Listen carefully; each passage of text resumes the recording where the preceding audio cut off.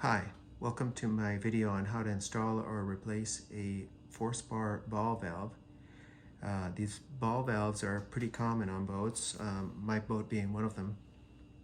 I have a Cape Dory 27 and it uses one of these for a galley sink drain. So what happened is my sink stopped draining. At first I thought it was clogged, but eventually realized that it was the ball valve itself had failed. So I ordered a replacement from Forespar, and I thought I'd pass on some of the tips that I got for installing this the new one. This ball valve has two hex nuts. This top nut here is molded onto the body of the ball valve, and this bottom one here, called the king nut, is actually screwed on at the factory, and the pressure on this seal is set at the factory. When you install this, the king nut goes to the through hull, and this top nut here goes to whatever attachment you have, be it a sink drain or a raw water intake for your engine. But it's key that when you're installing it, you don't use a wrench on this top nut here. You should use a wrench on the king nut.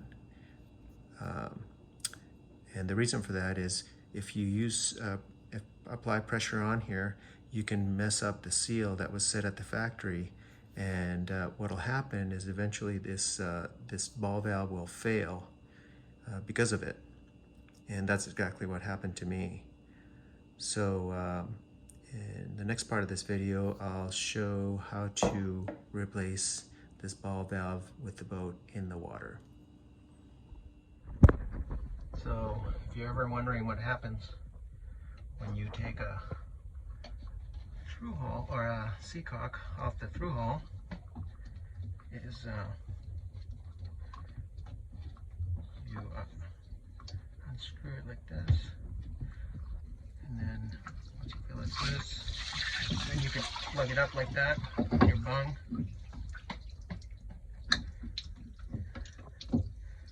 And a little water squirting out of there, but not as much as before. So anyway, now I'm going to go ahead and put it on. So I'm going to take this bung off, and I'm going to put this on, and I got some advice to put it on open. So that's what I'm going to do, is take this bung off. And it's a little concerning how much water was coming out. So now I'm going to put it on.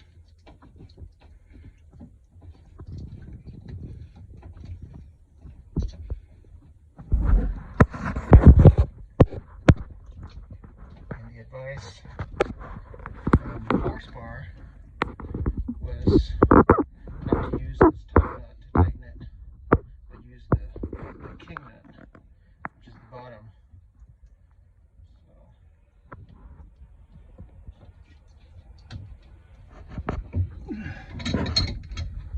Right, just right there. And then this one's leaking. Which one? This the fitting. See, they had put sealant on here. Oh, okay. And it looks like, I'm not sure what kind of sealant they used.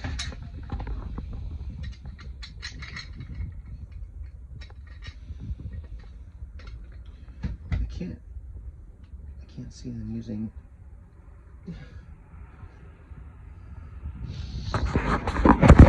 So this one here is the king nut, and if you tighten the seacock down with this nut here, you can mess with the seal here, and that in turn messes up the ball valve. And so we suspect that that's what happened, is whoever tightened this down tightened it. As a matter of fact, you can see the marks on here. Tightened it down from here, screwed up the ball valve. It made it really difficult to open and close this, and in turn broke this off in the off position.